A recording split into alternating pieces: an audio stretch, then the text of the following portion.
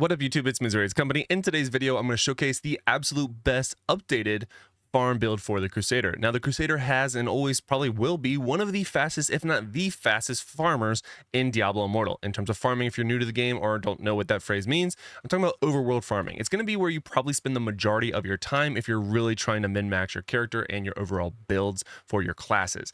Because you do need to upgrade your gear levels in order to get that additional combat rating and stats. So overworld farming is by far one of the best ways of getting those levels. So that's what that means for any new and or returning players that might not know what farming is referring to. But let's get straight to it, guys. I'm going to showcase the build a little bit first, and then I will talk about the build and show you what it is. So let's get straight into it. This is just my favorite storm point location that I farm at, because usually it has a good enough circle, but it's not like the best farming location, so I probably won't run into too many people here. So basically you're going to do everything on cooldown. I love that I said that, and it is already very noticeably being farmed. So let's not pop anything until we figure out where they are. Okay, they're right there. So let's see. Let's try a different location. Let's go up here. Unless they went up. Did they go up? They did not. All right, so ready, set. You basically just keep everything on cooldown. Now the cool thing about this build is that you don't need to do it in a certain order, because unlike other things, none of these skills will actually dismount you from your horse. Now I'm doing this on keyboard and mouse, which is by far my least favorite thing to do on the Crusader.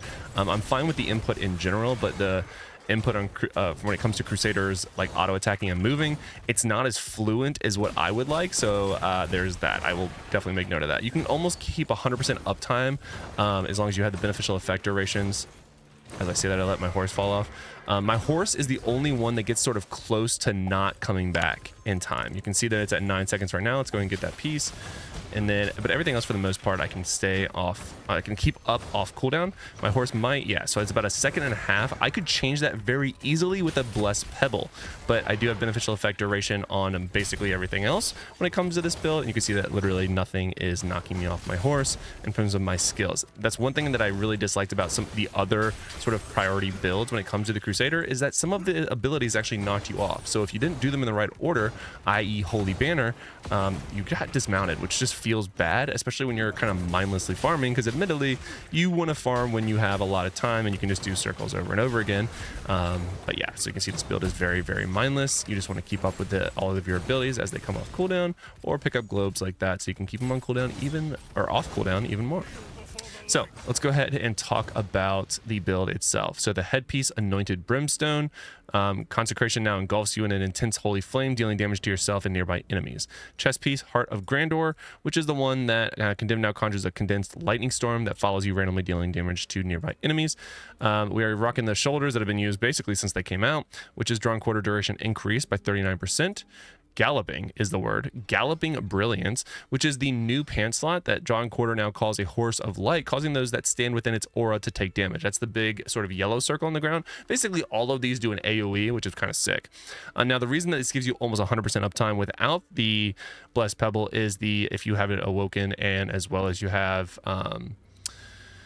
what is it called? Damage increase, but then this right here. So the Awoken slot is cooldown. So on some of the other ones, it was just damage increase. So that gives you the additional cooldown there.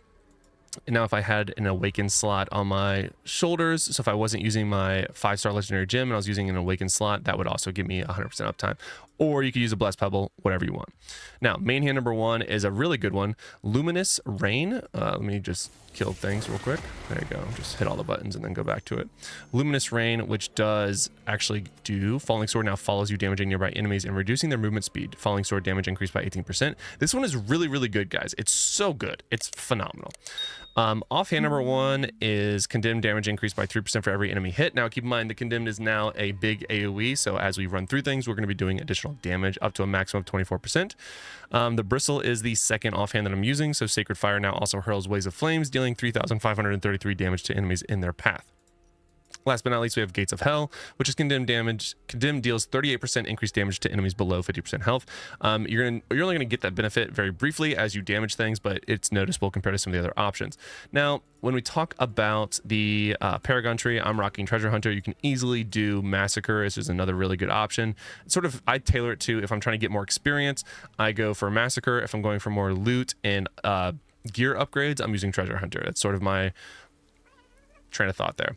Now, I always forget at least something in our builds. So the set gear that I'm using is I'm using a 4-piece Vithus, and then I'm rocking a 2-piece Mount Banks with a 2-piece Grace. So that will make sure my channel damage and persistent ground damage is doing additional damage, and I'm getting the additional effect duration increased from the Vithus and the attack speed. And then Mount Banks is more of defensive. You just have a 20% chance to gain a shield whenever you take damage, which helps me right there. But I just have, because I don't want to have to switch out my set gear all the time when I'm PvPing, and I think Mount Banks is actually really good for a lot of different classes. Fun fact / spoiler there. Let me just go ahead and finish off this side quest real quick. Boom. Gotta get that beguiling dust. All right, boom, that's it for the video, guys. This is a build that I've very much enjoyed using and utilizing on the Crusader. I've actually really enjoyed my time in the Crusader, which is not something that I've said a lot. So hats off to all of my Crusaders out there. I did a lot of PvPing. I drove myself a little crazy PvPing. I did it with the bad builds. I've done it with good builds. I'm almost at gold now. Admittedly, I probably could be higher if I was PvPing more, but I haven't PvP'd like in a week. Just very, very busy with life and all that. But at least I have all of the build videos now for you guys. I had 2 different PvP videos.